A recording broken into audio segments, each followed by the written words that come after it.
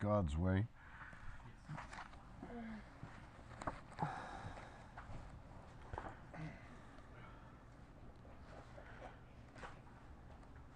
I loaned my teacher's book out to a guy from another church that was wanting their church to start teaching this. It's going on 3 weeks now. I haven't got it back. So if you're watching online, no, but the reason I said that is because I don't have the answers written in on the lines now. Now we know why. That's one of the things my dad taught me as a kid is if don't lend anything ever expecting to get it back. Don't ever loan something you're not willing to give away. Okay, so we're looking at respect for peers, property, and nature.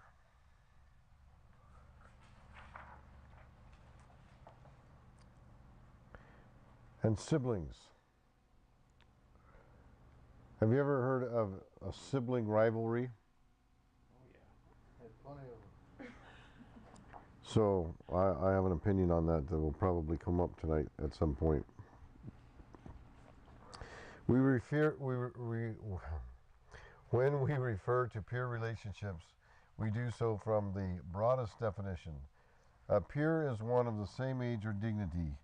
By this definition, your child's peers are those who have common association.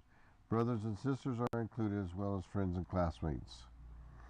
So how do you show respect, honor, and honesty to your peers? Well, the Ten Commandments give us some good ideas. Exodus chapter 20. And Philippians 2:3 tells us, esteem and regard others higher than oneself. Colossians 3:13 says, forbearing with one another. And then Romans 12:17 tells us to live honestly before one another. So these are all ways in which our children can demonstrate respect for their peers.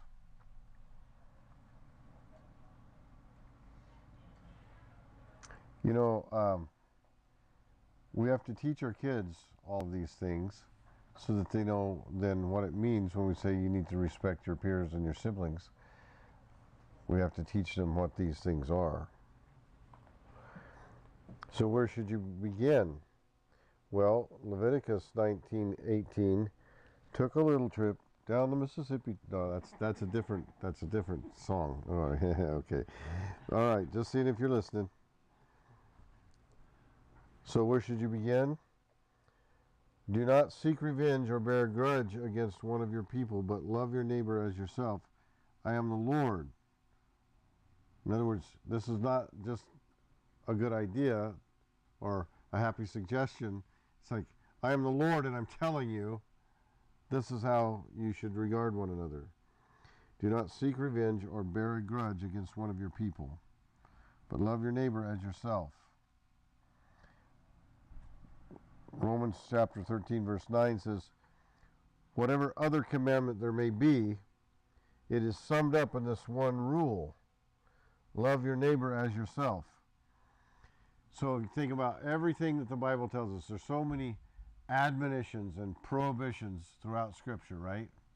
You should do this, you should do that, you ought to do this, you ought not do that. It can all be summed up in this love your neighbor as yourself. And that's an awesome thought. You could look at it one way, well, it's all pretty simple. At another way, when you say love your neighbor as yourself, there's a lot to unpack in that. They would both be true. Okay, so love your neighbor as yourself. What's the first and primary important thing to realize in that statement? And love yourself. You gotta love yourself. You gotta love yourself. Now, that doesn't mean to be narcissistic. That means love is patient, love is kind, love is gentle, love does not hope for the worst. Look at Corinthians chapter 13 and it'll give you a breakdown on what love is. And we first of all have to regard ourselves that way, and then love our neighbor as much as we love ourselves. If we don't love ourselves, we're not doing our neighbors any good to love them as we love ourselves. But when we've figured God's people, that we are the apple of God's eye, when my identity is not that well, I'm a hunter, or I'm a pastor, or I'm a whatever. When my identity becomes, I am a man who is loved by God, when that becomes the focus of my personal identity, that's when I achieve real balance. That's when I can truly and genuinely understand what it means to love myself, and genuinely understand how to love my neighbor. Are you tracking with that? So, but that's some good stuff right there. We could spend a lot more time on it, but we got to go on. Okay. Jesus said to love God with all your heart, with all your understanding, and with all your strength, and to love your neighbor as yourself is more important than all burnt offerings and sacrifices, or other do-goody things that we could do. You know, I shouldn't say this out loud, but I'm a little bit reckless and pretty tired, so I'm just gonna. There are some civic organizations where really they're designed around drinking. They're drinking clubs, okay? But because they, show up in the parade in funny little hats and drive little cars around, and because they, are benevolent and protective orders, or because they have a trowel and, I'm not supposed to name these groups, am I? But because they do some good things, then it gives them a good name, even though what they're really about is drinking and carousing. Does that make sense? Yep. So what this scripture is saying is, you can be religious, you can go to church, you can have burnt offerings and sacrifices till the cows come home, but if you haven't figured out how to love God and how to love your neighbor as yourself, then it's all just a bunch of smoke. There's an old saying, the highway to hell is paved with good intentions. There you go. So that'll choke you up right there, I'll tell you what. I say the really important stuff. That's Yeah. There's depth there. Well, that's some good stuff, Maynard. That's some stuff that'll preach right there. Okay. So, what does loving your neighbor look like for your child? Do not allow unkind words. Is that what it's for? Yeah. Yep. Speech, all right. Yep. Encourage your children to be happy when something good happens for their siblings, right? Teach your children to respect each other's property. Yeah. It's interesting that we learn the first word that we learn when we're growing, when we're babies, is no, and the second word we learn is mine. And we spend the rest of our life trying to get over that. Yep. To get over being selfish and stingy. And but the quicker that we can come to a place of balance on those issues, the more enjoyable life becomes. It's really not fun to be negative and stingy. It's not. And it's kind of like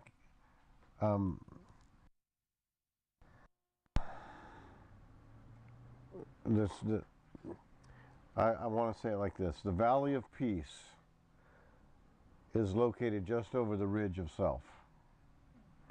If you can get over self, you can find peace. That's maybe a little advanced for teaching children, that concept, but number 4, teach your children empathy. And teach your children that they are each other's best friend. Your children, their siblings are their best friends. It's a built-in friendship. So when they aren't acting friendly towards each other, boy, oh boy, I just didn't put up with, I did not put up with sibling rivalry. And it happens. You know, they start to, and it's just like, whoa, wait.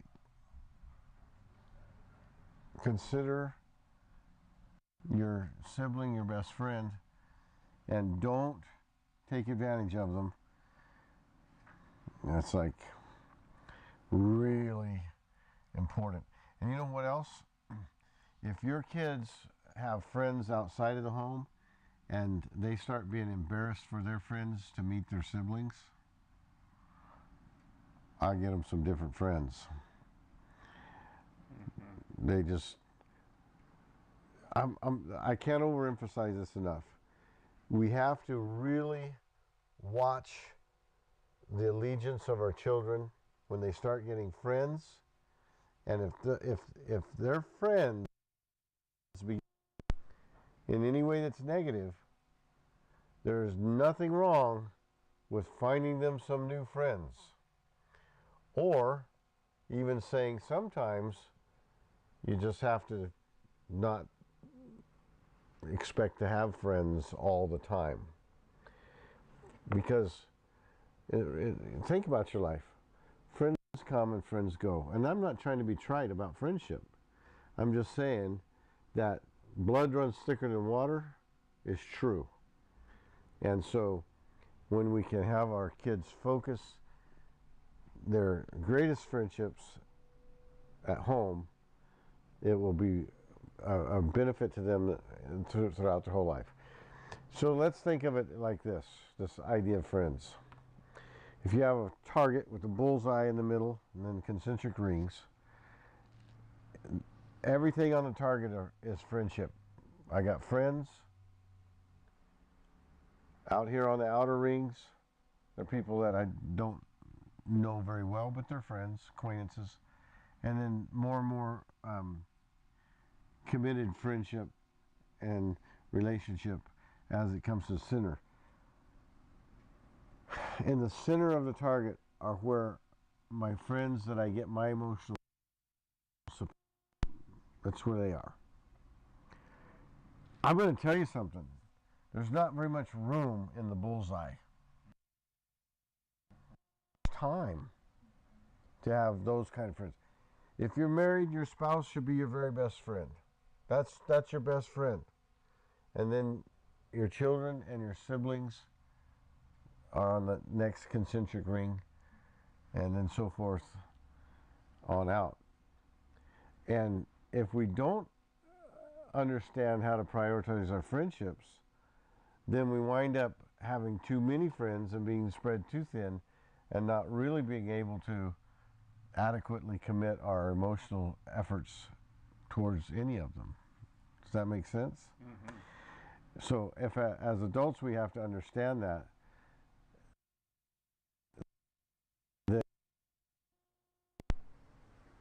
manage that in our children's lives. So, yeah. Just because your friend jumped off a bridge, does that mean you're going to? Well, it has on a couple of occasions, but it shouldn't. Yeah. Okay. Says bad company corrupts good morals. That's right. That's we're going to talk about, in a couple chapters, we're going to talk about the distinction between childishness and foolishness in the heart of a child. Tremendously important chapter. And how to identify the differences. And then we'll be able to understand that verse, that bad company corrupts good morals. In fact, you know, another rendition of that in a different translation says, bad company destroys good intentions. Okay. So number 2, Roman numeral 2 on page 108, respect for property. Thou shalt not steal, unless it's in the refrigerator and it's not marked. That's not really stealing, though. So thou shalt not steal. This verse is a commentary on personal property. What does it include? Do not steal another's. Do not take advantage of a person's what?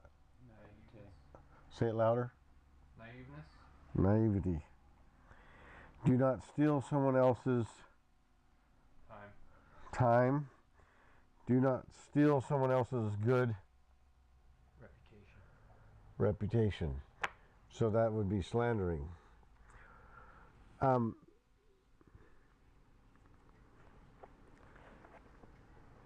It doesn't matter where you're at and whatever culture you're in, stealing is wrong. This is not it's not exclusively a Judeo-Christian principle. Why is it so wrong to steal? Because it undermines every confidence between people. It's just have you ever been, how many of you ever been robbed? Somebody stole something from you. How many of you have ever been robbed, like someone took it from you? Like they stole your wallet, give me your wallet now. Anybody in here? I have the good fortune of never having been robbed in that manner. But I have the bad fortune of having had a lot of things stolen from me through the years.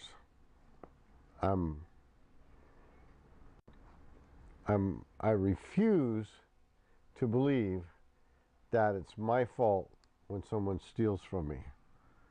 It's the thief's fault. They're the one who stole it. Now, the fact that I probably make things easier to steal doesn't mean that I'm responsible for the thief's action. It does mean that I have to put up with the heartache of having. Then we start building vaults and higher walls and concertina wire to try to keep from being robbed, because there's nothing quite like being robbed that makes you feel so vulnerable and violated. And to say nothing of how mad it makes you, it's like, huh?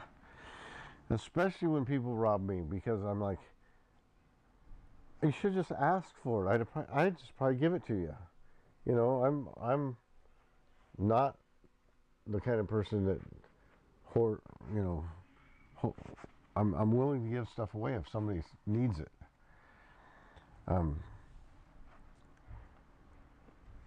But when they steal it, that ain't okay. So it starts out at home. We teach this to our children, that they respect one another by respecting one another's belongings. Okay. And then also, you can steal people's time, you can steal people's reputation. We don't want to do any of those things. B, the object of respect. The object of respect is not the property itself. The object of respect is always and foremost the one who owns the property, or the person who owns the property. Okay. C, property versus dominion. Property is that which is tangible and physical and within my Ownership. jurisdiction. What's the word? Ownership. Ownership. All right. Dominion, that which I am responsible on physical realms. It includes property, time, space, and personal rights. Dominion is the positive side of ownership. Selfishness is the negative side of ownership.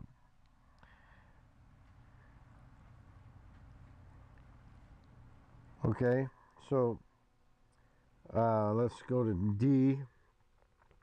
Teach the value of property. The only benchmark measuring the value of any commodity is labor. So labor can be divided into two categories. Number one, what kind of labor? Duty. Number two, okay. So Roman numeral 3, respect for nature.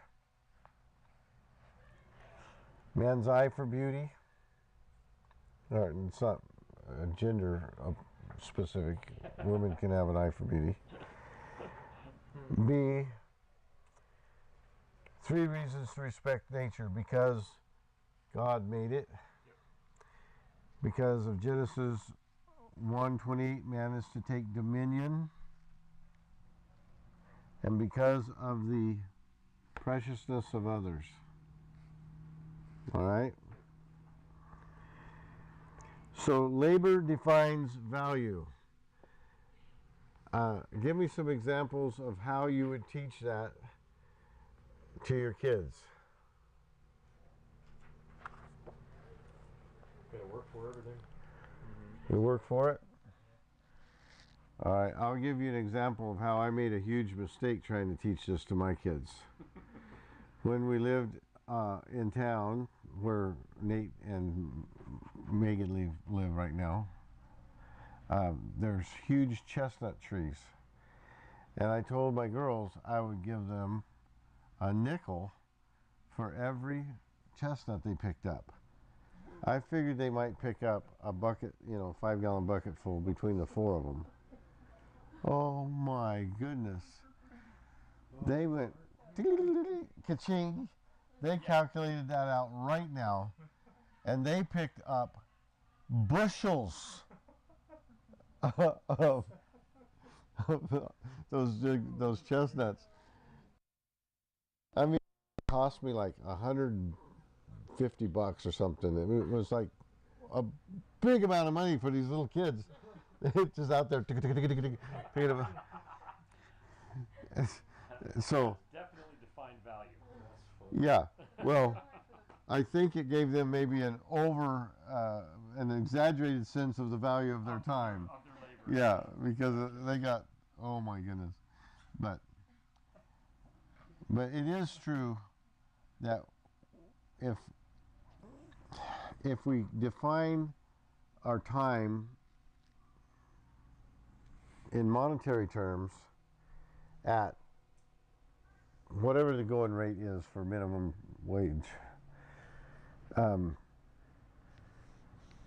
if every time we think that we want to buy something, if minimum wage is $15 an hour right now, pretty close, depending on where you live, and you get ready to buy something that costs $30, like lunch, and you stop and you think, wait a minute, I got to work for 2 hours lunch? Do I really think that lunch is going to be worth that to me? Man, this almost makes me quit eating out. Almost.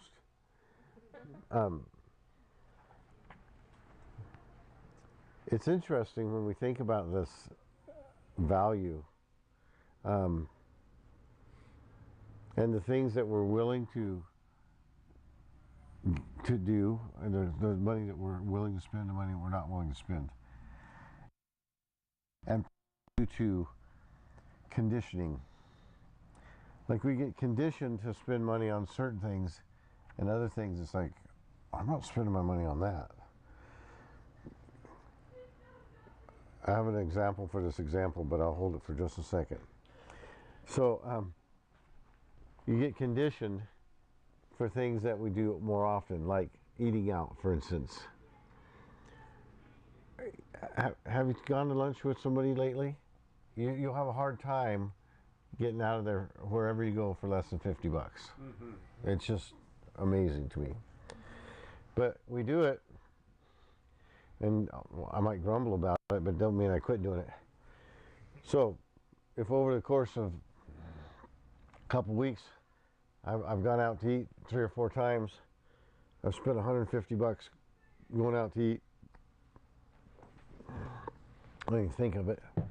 But then I get ready to spend 100. It's not worth that. Yeah, it's not worth that because we're not conditioned to spending money. It's kind of like it's just not fun to buy socks. You know what I'm saying? Right. So, does he like socks? He likes socks. I got a couple hundred pair, bro. It's ridiculous. You know what though? Good socks are pretty amazing. That's right, man. Socks can make your day. I have to say. Carry an extra pair with me so I can change halfway Especially through. if you're on your feet all day. Anyway, sorry. Let me illustrate it like this. If you were sitting on the couch and somebody stepped through the door and they shot a gun and they hit right under that duck, you guys would have a fit. You'd be like, what are you thinking? You don't point a gun in my direction. You certainly don't pull the trigger. And, dude, I mean, right? Oh, yeah. I would be ready to throttle somebody. You assume we missed. Okay. You're going down. We drive down the highway, and we pass semi trucks with 1,000 times more killing power than that bullet. But we become accustomed to that risk. Desensitized. We desensitize to that risk. So,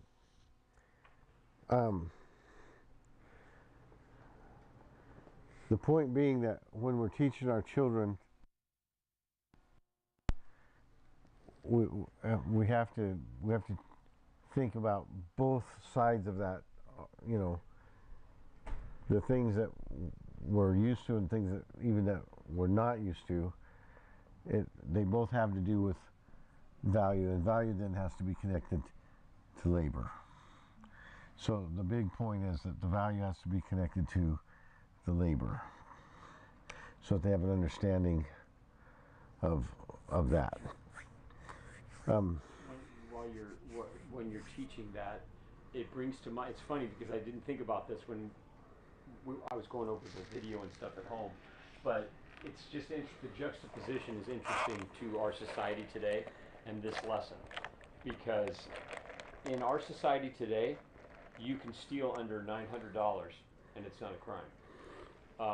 They want a minimum wage of $50 now in California. Somebody's buying for that, $50 an hour. All right, and they're taking all value away, and they're saying it doesn't matter how hard you work or what kind of labor you do. You should be getting paid a great amount of money for it. So it's interesting how, for lack of a better example, society, under the control of the prince of the power of the air, under the control of Satan, is taking the children and teaching them what the value of things are. And the value isn't in your hard work. The value is in getting what you can get from the government, and so it's just interesting. It adds, when this teaching system was designed, we didn't have this in society, but now we do. So it's even more essential that we raise children with that premise that the labor is worthy of his hire.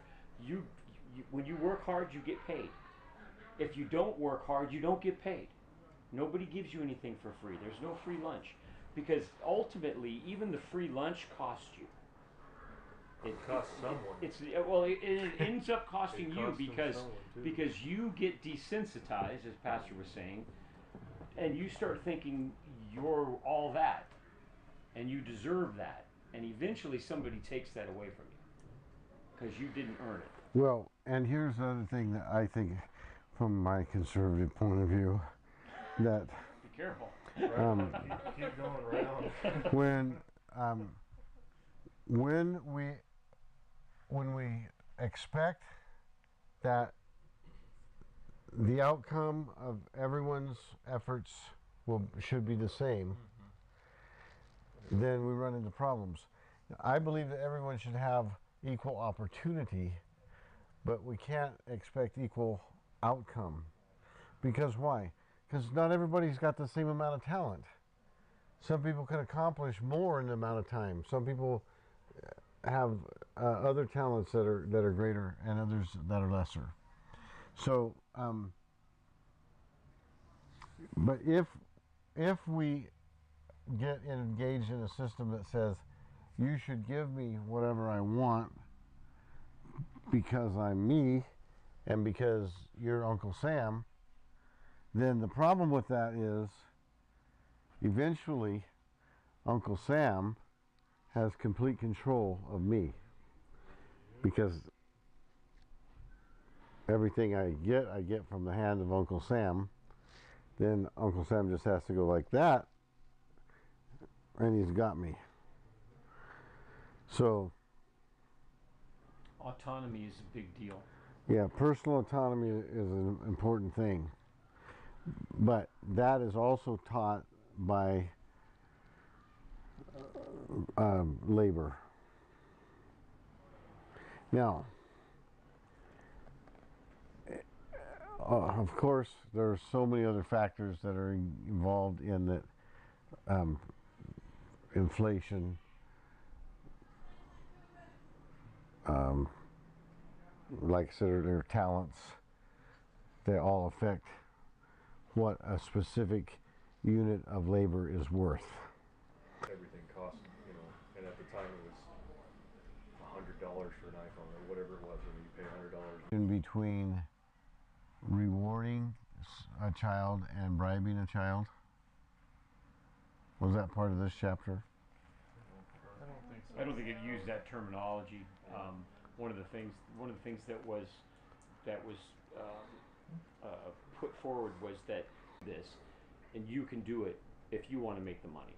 Right. Was the kind of the idea. But there are things you do. You don't like they don't. These folks don't talk about an allowance. There's not an allowance. It's things you do because you're part of the whole, and things that we were going to pay somebody else to do that you can take advantage of. Right. I got a lot of trees on my plate. Another thing I was going to say is like picking up trees, like what you just said there. Just something that I could have my landlord do or somebody else. Yeah, let's just help out and do that. I'll get my chainsaw out. You guys can do that. That's good hard labor and big heavy stuff. Just be careful, you know, whatever that is. And that's a little different than the family stuff that they just kind of do anyway, and they like doing it. So it's not really struggle. But I don't do the driving now because they're older. I used to do it when they were littler. You know, here's a candy, be quiet. You know, they're in the car. You know, give them something. But now I don't really have to bribe them because I don't need that tool anymore. So the difference between repeating bribing parent and a first-time obedience parent who will pay their child for certain things is basically the bribing parent will try to use prizes or material gain to get their child to do what they're supposed to be doing anyway. But the other way of teaching value for labor is saying, well, if you do these other things, here's the assigned value for each of those things. So that's different than bribing. If you're good, I'll give you a candy bar. It's different than, you know what, if you take this cart back to the store for me, then when you get back, I'll give you a candy bar.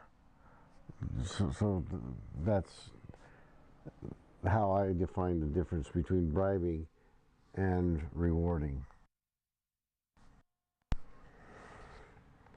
It's easy to get into the bribing. Yeah.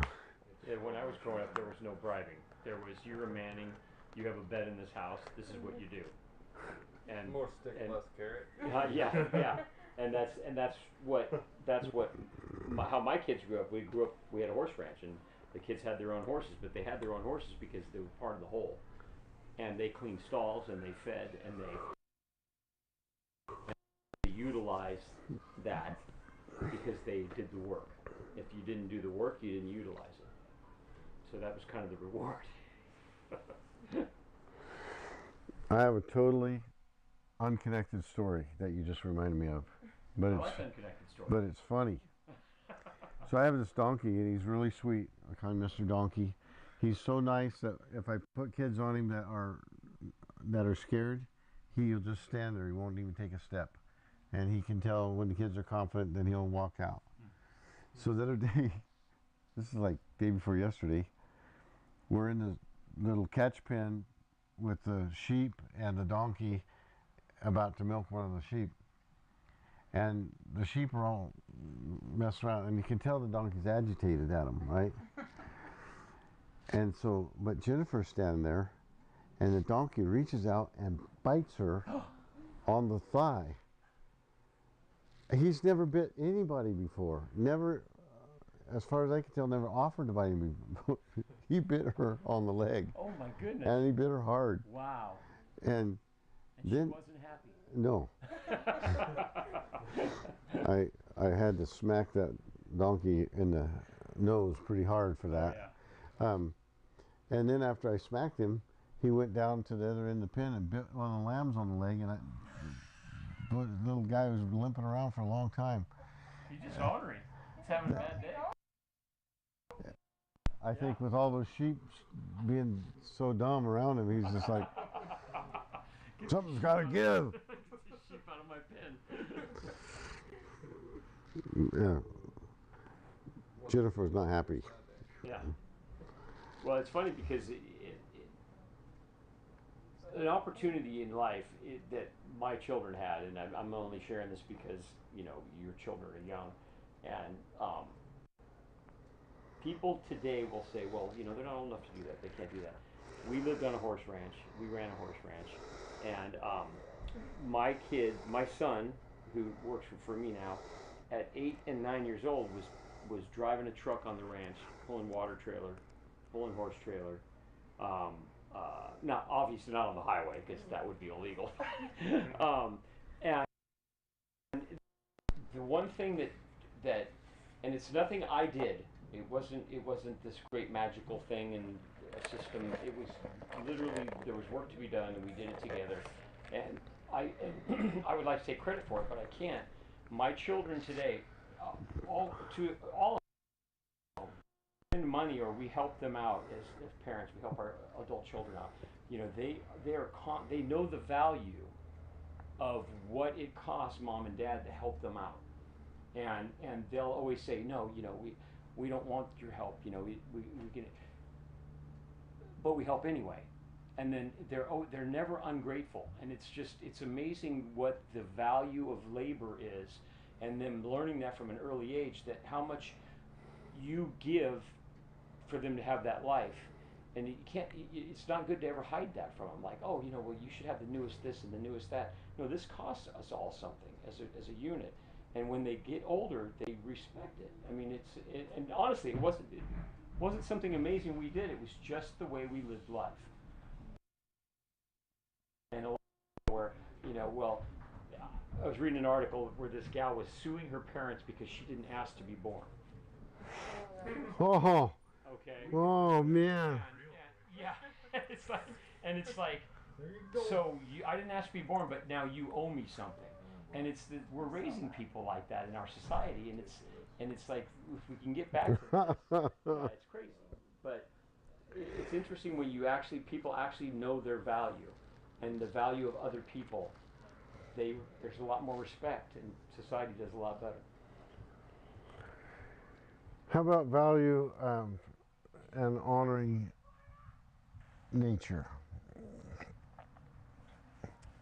I like what it said. We respect nature because God made it, and we also are responsible for nature because God gave us dominion over all that he created. So I guess I would say that I'm an environmentalist, but for totally different reasons than the environmentalist movement of today. I believe that God created the earth as a place for man to dwell. That was the whole point in building it, was so we would have a place to be. So I don't believe that man is a scourge to the planet. I believe that mankind can scourge to the planet. But it's not because that we're overdeveloped in our evolutionary process.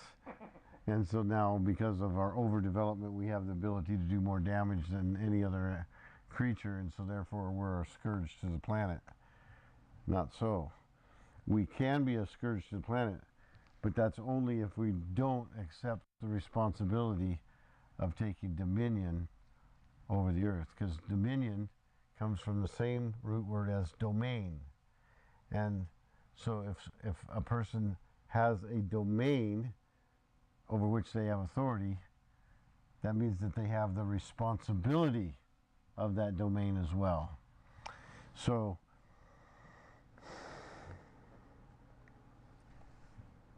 each person may have a little different idea over nature looks like. And that's unavoidable. But as long as people are taking responsibility for the part that they know, and that's what counts. I guess I could say like this. In the Declaration of Independence, it says that we hold these things, every man is created equal, that there's unalienable rights, life, liberty, the pursuit of happiness. So you could say, well, our country's held together by those common values. But the problem is that people have such a wide disparity of interpretation of those values. What does life, liberty, and the pursuit of happiness mean?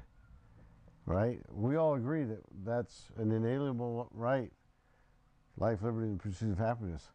But we would not all agree on what it means to pursue life, liberty, and happiness. So then how do we come to a consensus on that, on anything? Shifting interpretations and shifting identifications. Well, we have to go back to God's Word. You see, well, people don't always interpret God's Word. For the most part, we do. And I think it was attributed to Mark Twain, the saying, it's not the part of the Bible I don't understand that bothers me. There's plenty we do understand. So there's plenty that we have to live up to. Does that make sense? All right. So,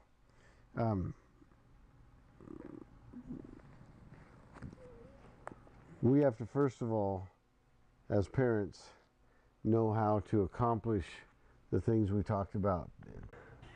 So it's like that all day long, and they just like tackle each other. And I usually don't break it up because if Bennett's laughing, because most of the time he laughs until Judson like really like, yeah. And so then I'm like, okay, too far. But then like lately I've just been watching him, and it's like an impulse. Like he'll walk up to him and just, and I'm like, why? And then he'll be like, don't make me. And I'm like, you know exactly what you just did though. Why are you doing that? And he's like, I don't know. I'm like, so it's like an impulse. Like I watch him like fight it, and then he just does it, and I'm like why? Why do you need to hit him in the face with a golf club? I don't know. So I took the golf club. But literally, it's like all day. I think it's just like. Peacocking. Yeah, but I think part of it is just an aggressive love. Like he just like him. Yeah, it's like Like he I just love that. I'm, like, That teddy bear is squeezing so them, like, cute. I want to tear its head off. Yeah. I mean, like he just squeezes them, and I'm like, I get it. Like I like squeeze them, and I'm like, oh, I could just like eat you because I love you so much, but I don't do A that. lot of that kids finding the boundary. Like Yeah. sometimes you gotta push somebody down until they cry and they're like, okay, one less than that. Yeah. And he doesn't know that at this point. That's true. Yeah, no, because they'll be wrestling and it's just like, and then all of a sudden Bennett's face is like smushed in the pillow for too long, and I'm like, and then Bennett starts crying, and I'm like, okay, get off of him. But most of the time, like I try to, even though Bennett's like crying and Judson's just like, ah. Usually if he's crying, I'm like, okay, this means Bennett does the point of like whining, or this making this noise. I don't use like whining. Say like, if he's making this noise, he's done. He doesn't want to play like that, and he needs to get off. And he does, but then there's the rest of it, and I'm like, dude, I'm about to just like, I don't know you right now. Yeah, that's where we're at in life. Yeah. Well, you keep working at teaching them the boundaries, and rough and tumble play has its value, but it also has limits. And if somebody gets hurt, then Ryan, like knees to chest, let's go. This is gonna go right to his eyes. Oh dear. It didn't though. We're okay. We're here, we're not at the hospital. We actually ended up getting McDonald's because barbecue lit on fire. Good times. They do live. They do live. No, they're good. it's an amazing thing. I don't remember half of those things too, because you just get through it in the time and you're like, oh, thank God that's over. That's so funny. Then a couple of years later, you're like, wow, that did kind of suck, but we made it. We lived through it. Yeah, that's right. We survived. Staying alive, staying alive. All right. You got two young boys too. How, like, do they have rivalries? And I mean, well, I'm sure they do. I don't It's know. always Jude's like that, and so it's everyone else's fault. I don't do anything wrong half the time. It's always someone's always getting hurt. Yeah, but here's the problem. Lincoln's 81 pounds, so Jude's like 84. So yeah, he's way stronger than his big brother. So if Lincoln really got mad, that would not be good. So That's kind of how Bennett and Judson are right now. Bennett's a tank. And I feel like if, takes off, it's gonna be game over for once he figures it out, yeah, that's what I'm wondering. Two brothers about my height, and he's probably 50 pounds heavier than me, and he's a couple years younger. And yeah, he figured that out in high school, so that was not. Game of day, huh? I was the one to make him cry. We weren't playing, then it turned around the other way, and that was a really rude awakening for me. So yeah, it's a battle. Yeah, two boys are. It's fun, but it's a lot of. It's a lot of I fighting. feel like I'm and- just referee all day long. Oh yeah. And some of it I'm like, I kind of just want to let you guys figure it out. And I do. I mean, to a point, because Bennett's not even 2 yet, so I'm like, I gotta protect you still, but. I do the family thing too. Is just you're always the blood is thicker than no matter what you're fighting about, no matter hey my brother, look, you're doing that 50 times, whatever. He's always going to be your brother. He's not ever not going to be your brother. It's not your friend. It's not any acquaintance. It's your brother. So you can't smash his face into the wall if you want to. It's always going to be your brother. And so if you guys are fighting or whatever it is, it's always like I always try to fix it to where it's you need to apologize for what you did. Because then everything's good because you live with this person, so it's it's a little different because they're a little older than yours, but at the same time, yeah, it's always everything's always work. Yeah. It's fun though. Three boys and 4 girls. And there was time the girls were just as bad, if not worse, than the boys. Sure. So I don't know what your experience is with you raised 4 girls. Yeah. Yeah, they can be pretty. They can get at each other pretty good too. So Yeah. my brother and I have an older brother who's 8 years older than me. We fist fought each other into our adulthood here and there. But one thing we never did is say we hated each other. And we had differences, and sometimes our differences would come to blows. But yeah, those are stories for another time. But we both love each other, and if anybody else came to blows with us, it would be us against them. So it's a weird dynamic, and it's not the best thing to have happen in a family, but you know, it is what it is. Yeah, and I want to encourage you to train your children against rivalry and towards friendship. And that's going to look different probably between boys and girls. It's going to look different from one home to another. But it's vitally important that you teach your kids not to destroy their relationship with one another. So, we're out of time. This last thought. Remember that if you have control of your children at 3, then you're more likely to have control demonstrate when they're older. All right. Anybody want to volunteer? Adjourn the class. I can do it. It's like pick a card, any card.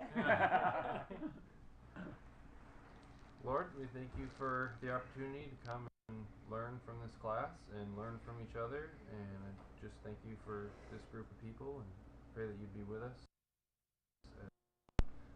learning and trying to implement these things. And in Jesus' name, Amen.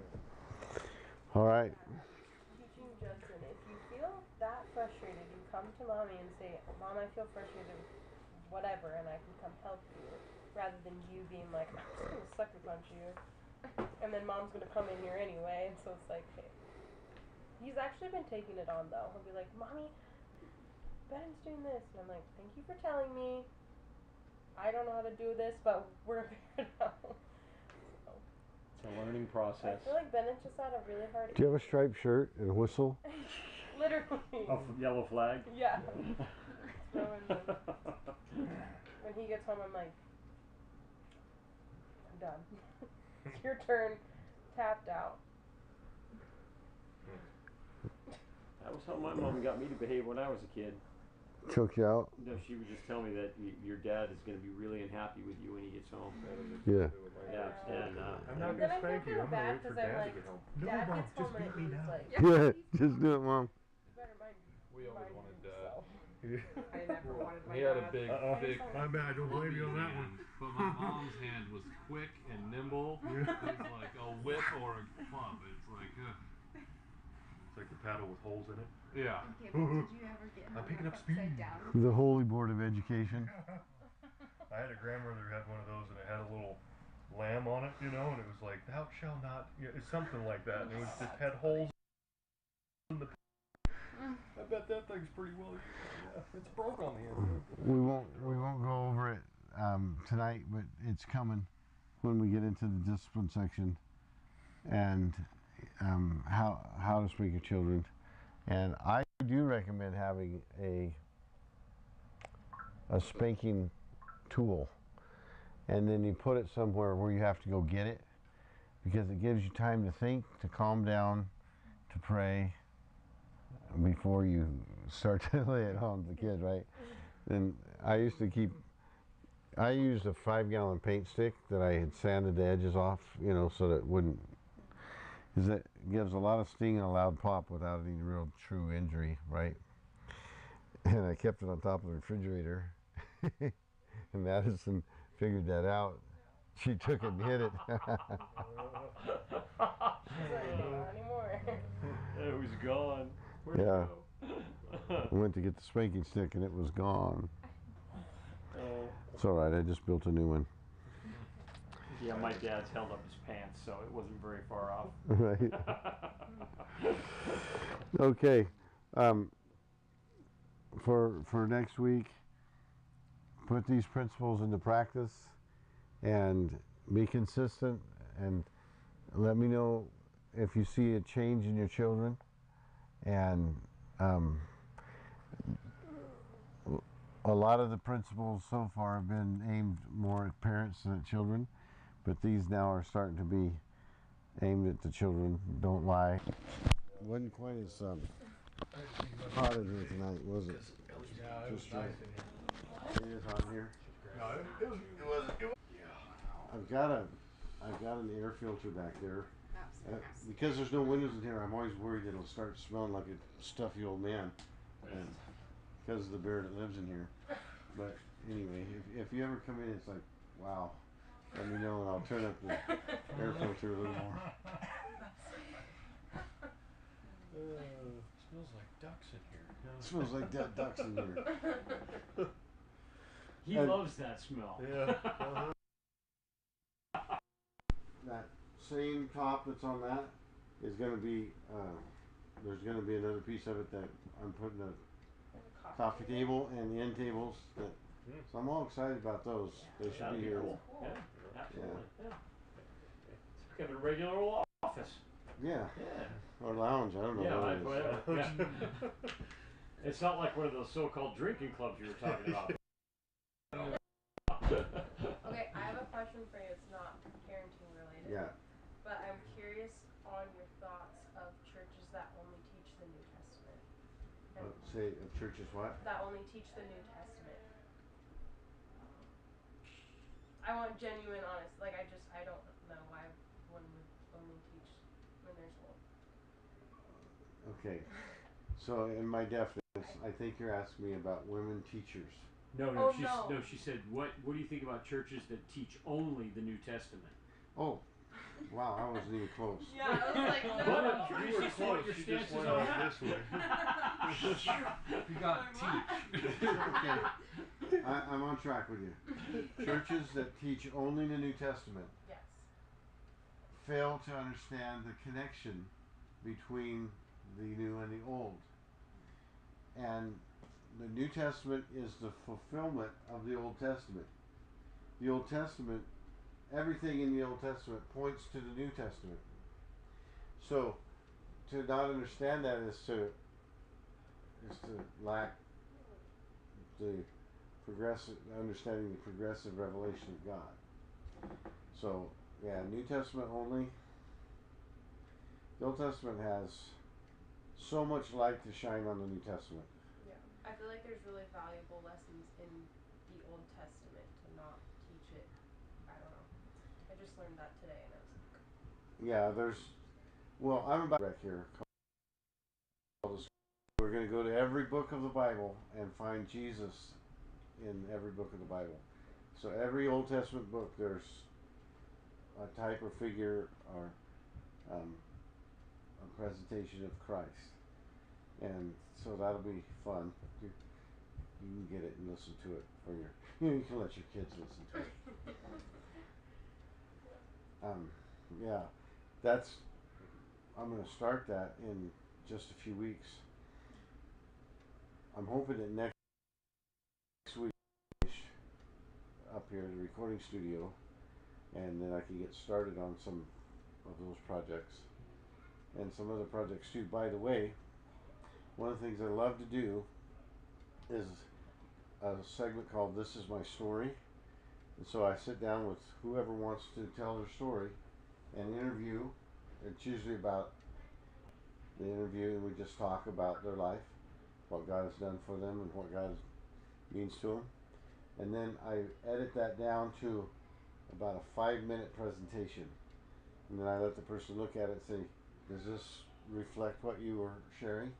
And so far everybody said, yeah, that's amazing, in 5 minutes. And then I take This Is My Story. I usually play it on Sunday morning at least once. And then, because here's what the Bible says. They overcame the devil by the word of their testimony and by the blood of the Lamb. So it's really important for us to be able to articulate what God has done. That's our testimony. So, any of you want to do that, I'd be happy to sit down and interview you. once the studio is ready. Yeah. So, all right. I'd be afraid to steal my reputation. You know, after reading this today. Do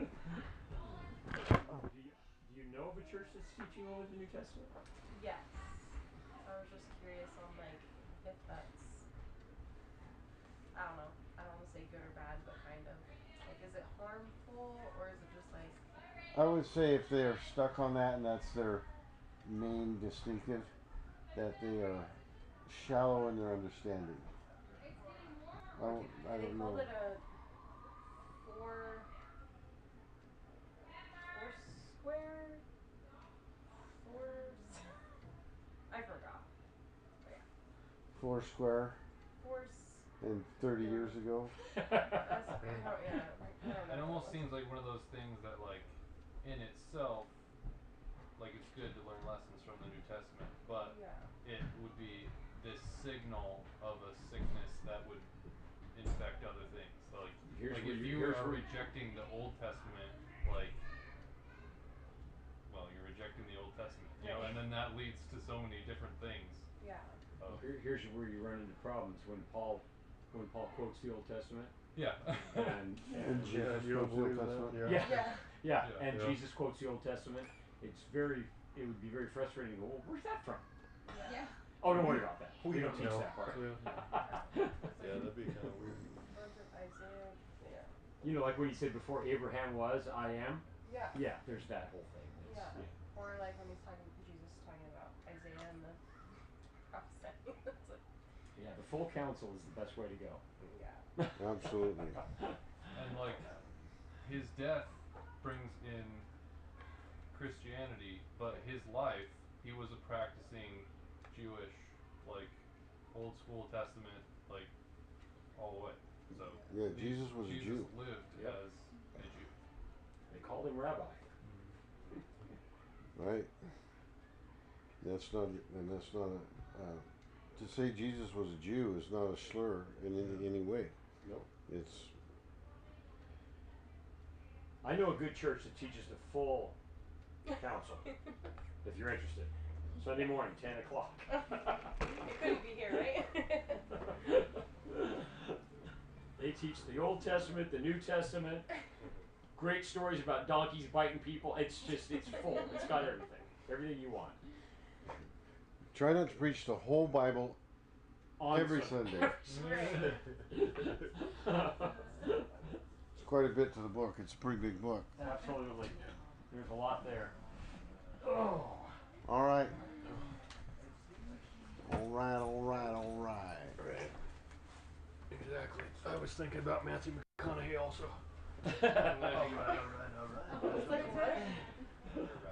Hey, did you ever get one of those CDs? Did I ever give you one of those? See that one up on the top shelf? Where it says Glory Road?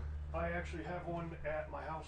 Do you? I do, with Stacy and the whole crew. Yeah, the quartet. Oh yeah, I remember that. I lived in Minnesota when they did that one. Yeah, that was really fun. Yeah. It's good.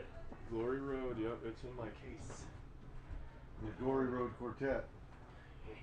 We had a lot of roadkill songs. And a lot of roadkill soup. Or stew. Thank you guys. Richard! Take care, brother. Hey, I'm here to learn about raising 18-year-old kids. Yeah. Good luck. Yeah. I'm gonna figure that one out. Well, let me tell you. Did I tell you about that? Yeah, she's coming. Yeah, she's coming. So she's not your biological daughter, but she's yours. She's my stepdaughter. She's Justine's full-blooded daughter. She's what? She's Justine is her mom. Okay. So. She's a half sister to your son. Uh-huh. Okay. I'm pretty excited about it. I mean, I feel like it's the beginning of something. But and you know, her boyfriend was going to come with her, but it looks like he's not, which that is makes good. me happy Yeah. because I feel like, you know, it's going to be better for her getting her to church and stuff. I'm hoping that I don't know what I'll be able to do, but I'm sure hoping I can plant a seed. Yeah, and let me tell you this, that um, to the degree that she's willing to take up with friends in the church, there are people who will be friendly to her. But there's no way that the young ladies in this church can rescue her Oh, I know. unless she wants to be rescued, you know. Right. I just thought that maybe if there's someone in her age group that could just kind of take her by the hand when she first gets here, Well, kind of lead her around and offer a friendship and see where it goes. can If it doesn't, introduce her to others. And, if it doesn't go anywhere, it doesn't go anywhere. But it's worth a shot. yeah, I'll see if we can. I'll talk to Macy about it. See if It's the Macy same can help thing her. as like, you know, if Justine ever comes back here, I'd want to talk to you or your wife about the minute she gets here, give her a taxi. Give her a mission. She needs it. Yeah. You know, when you're some days you're doing that. You know, hey, we need your help here. She'd eat it up if we can get her, you know, kind of get her back on track. Which I kind of feel like that's Do you feel that's like that happening. your daughter coming is kind of an inroad for Justine to come? I do because, you know, my wife's talked about it a little bit. I don't think she's super excited because, you know, her family's leaving her. Her daughter's coming out here to live with us. You know, Andrew's in Missouri. He's gone. The only one that's left is Josh. And he needs to move out of the house. He still lives with her. And they've got this sort of dependent, codependent thing going on that's not helping Josh. And I think I would have, had I been there, I probably would have given Josh the boot in a nice way. The left foot of fellowship? Yeah, you know, like, all right, let's help you find an apartment. Let's get you a job. You know, find a place close to your work so you can walk to work. That'll motivate How you old to is get a this car. kid? Oh, he's 19, 20. Yeah. You know, he's just, you know, he got his GED and has not left. And he, you know, got a music degree. But he, you know, in order to continue it to become like a music teacher, he would have had to continue. But it stopped there. He's a security guard. So, I mean, I wish I was working that day, you know, and that's a terrible excuse. And it's not an excuse, but it's kind of really what happened. But I think you know, he loves music and he, you know, he had some grand ideas and they're great, but that wasn't going to help him. He needed to get into something else that could get his hands. Oh yeah, because music is an almost impossible field to make a living in. Right. Unless you become a band teacher or something like that. Exactly. In order to do that, he had to go to the next university for like 2 more years, and then he could have had a teaching degree. Anyways, I just wanted to stop by and say hello, and you know, please keep us in your prayers. There's a lot going on right now. I've been not doing very well physically, and I don't know where all that's going. I think I told you I have prostate cancer, right? Fortunately, it's not an aggressive thing, but they're gonna watch that. I got so many other things. My nerve pain has gotten to the point where I'm having to take it twice a day now, and I got a nice list going of things that are wrong. I'm falling apart. But I feel like I'm on the right path with God. I really do. I feel like that's like the best thing. But everything else is falling apart. You know, just my body wise. Trying to make a living's getting harder because I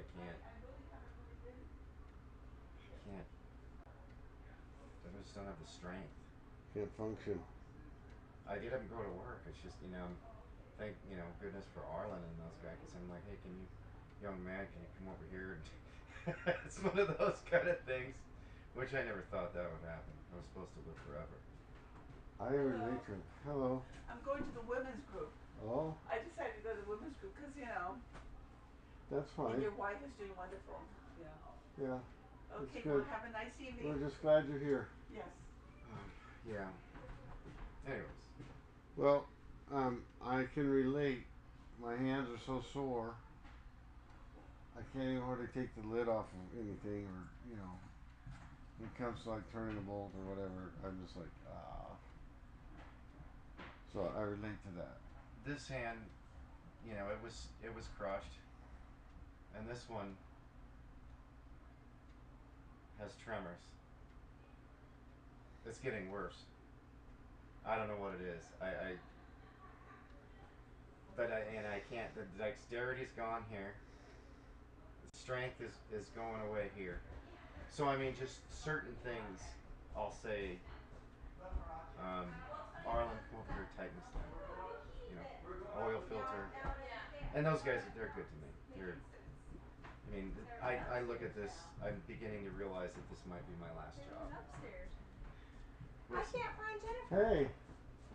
She's hiding from me. Welcome to Lake Tahoe Lodge. Look at this. This room is so nice, and it's quiet in here. Yeah. Well, yeah. We need to I get like that how down this there. is done. Yeah, finally. We would like to switch offices. Oh yeah, you're not gonna like that very much. No. Is someone in there? No, but Look at this I have a little restroom. There's a shower and whatever in there. I had to shower here today because Yeah, this is I was so busy with my chores, I wound up being here in my coveralls. Yeah, your coveralls? What are you doing? Working here? No, I was working at home, but then I had a meeting here and I didn't have time to I change, see. so I just came in my coveralls and brought clothes with me, and then after my meeting I showered There and you go. changed. I'm Yeah. tired. But I'm pretty happy with this room. It's I great. there's gonna be a coffee table right there, and these two end tables are gonna be changed out and they're gonna put the same maple top on the coffee table and the end table, so that it'll kind of tie it all together with that little maple plaque there that head's on. It's really nice. So I'm pretty happy with it. I bet. Your desk is missing. Are you gonna put a desk in here? No, I have a workstation in the corner. Okay. So the desk is going away. Yeah, Or is it still down there in your old office? it's gone. It's gone? Yeah. I always felt like when people came in to talk to me that if I sat behind the desk, it's like they came to the principal's office. You know. Sometimes people need that. Yeah, but I'm kidding. I'm way more comfortable just sitting here talking to people. And that's what a lot of what I do is just talking to people. Yeah. But I wanted you to listen to this interview that Jordan Peterson did with the Anderson brothers. Okay. Have you heard of it? No.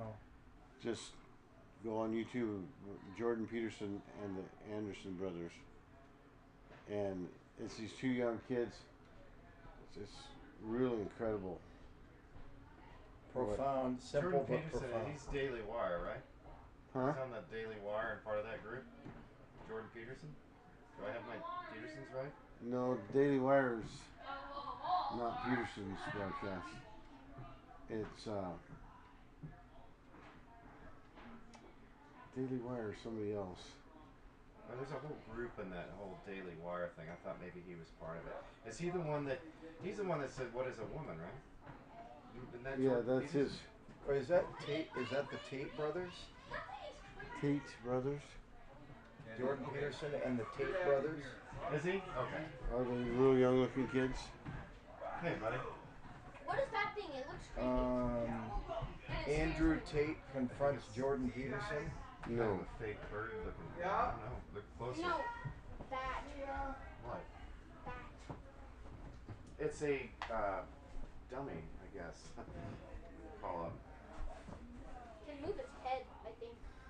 Or not head, but its mouth. I've seen one of those before.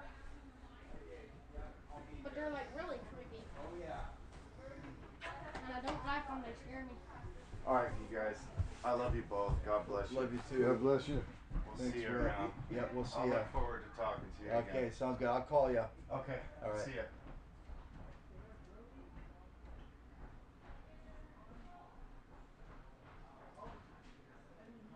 It's the Alexander brothers.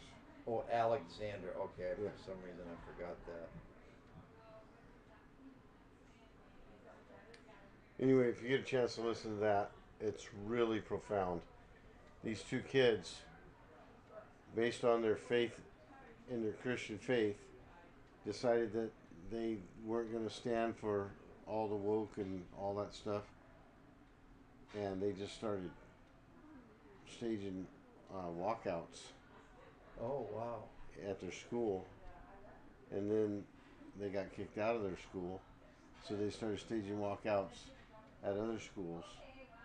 And like they started out, the first event they ever did had 17 people involved. The last event they did had 9,000. Where are they from? Canada. Good for them.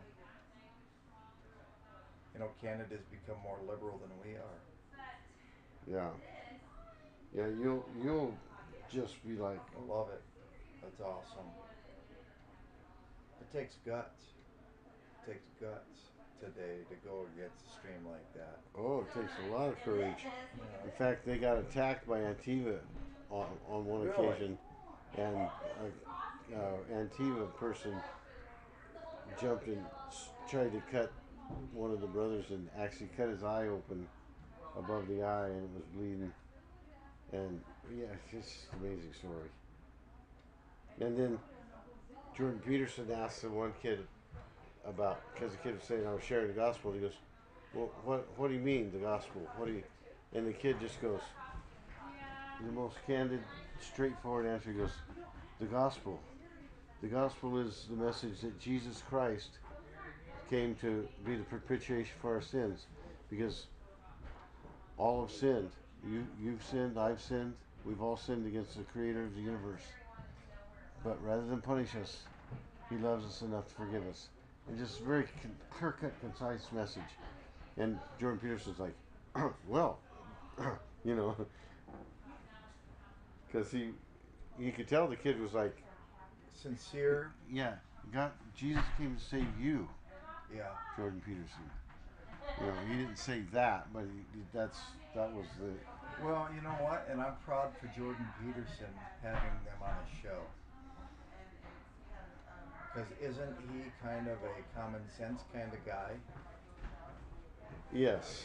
Deep thinker, but seems to have some conservative ideals, doesn't he? Well, he don't claim to be conservative at all, but and by profession he's an evolutionary psychologist. Oh. But yet, in the midst of all that, God keeps encountering him. It's been really fun to watch. I've been following him now for a couple years. Well, and it's good too to kind of see what makes them tick, how they think. I've only seen him a couple of times based on what you shared with me. Man, oh man, today, this afternoon was so nice. Sun was shining. And the wind was not blowing. I know. One more hour. I just need to get one more hour of comp time, and I got a whole day built up, and I won't even have to play hooky. I'll go. But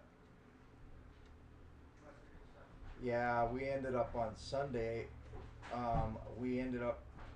Judy had already made plans to go with Lance and Emily. We didn't know we were going to do because we were going to have our class. But once I've said that we don't have a class, well then, bam. Then we go down there, and then they were coming over, so it wasn't going to look good if I bowed out. I didn't care. Sunday. Right. See ya. But I got my 4 sides of my live well cut out. polyethylene. Ethylene. Yeah, plastic. And now I just basically gotta build a jig, tack one side at a time at the joint, and I've got a plastic welder that I bought. And then I made my own rod from the material itself. So I've been watching YouTube, and I actually practiced on a couple of joints, and I did really good. Right on. Yeah.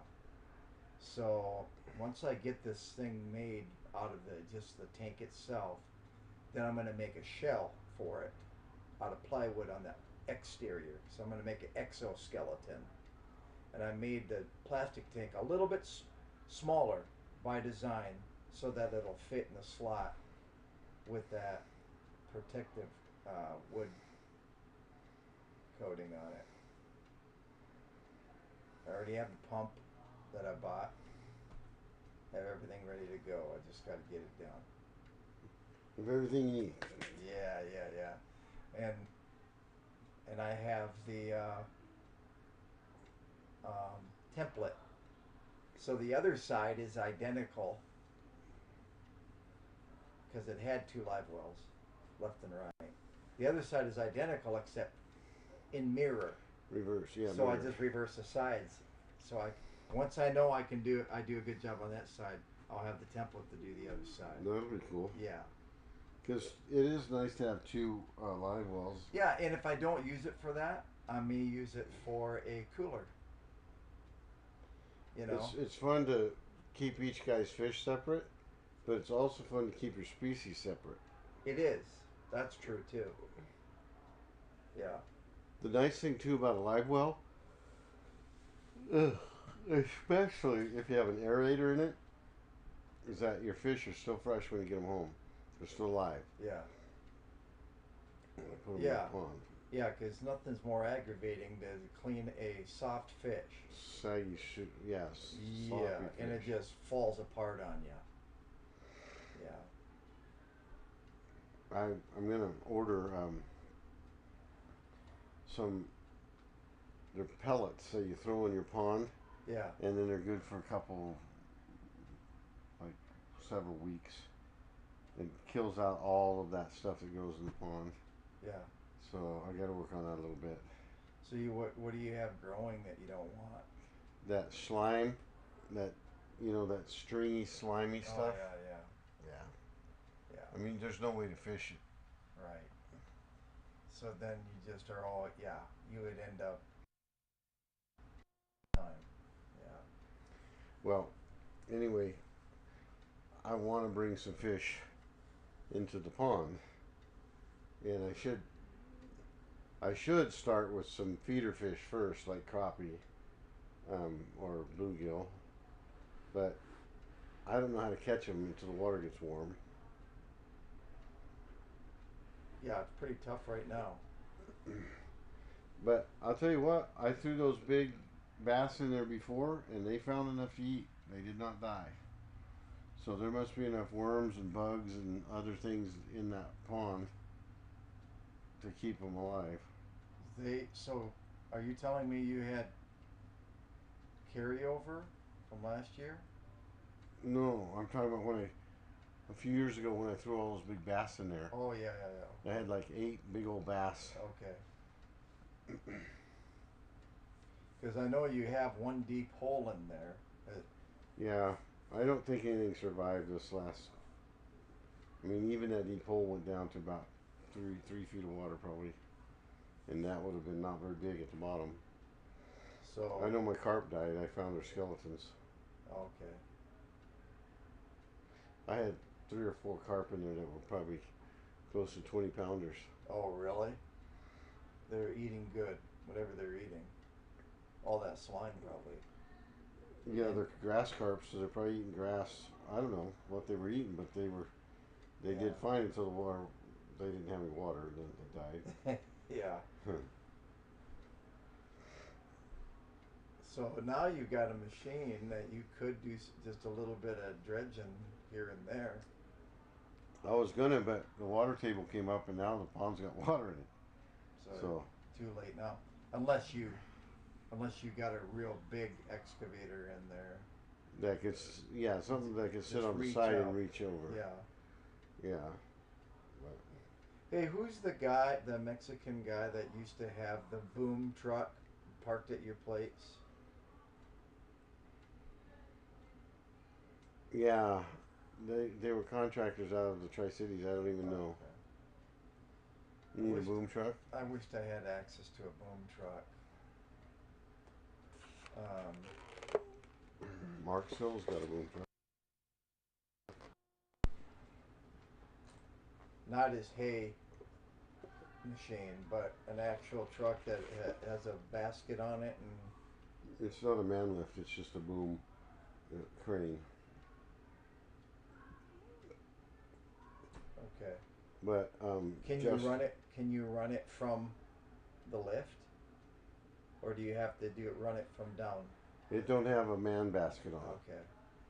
But Justin's uncle, Justin Parton, has an uncle that's got 2 man lift trucks.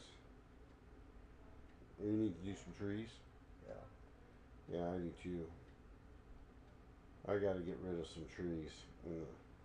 Those big cottonwoods behind my house. Yep. I'm gonna cut mine way down, almost to nothing.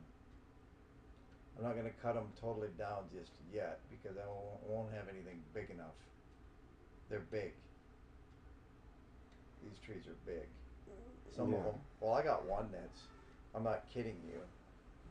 From the wall, about like this. Yeah. Yeah, it's a cottonwood. And There's no way you got anything to cut it with. no, you could almost drive a small vehicle through it. Do you remember when we had that go-kart out at your place Yeah. and it took off with me? Yeah. Oh my goodness. And you're like, how do I stop this thing? What, didn't you have to pull the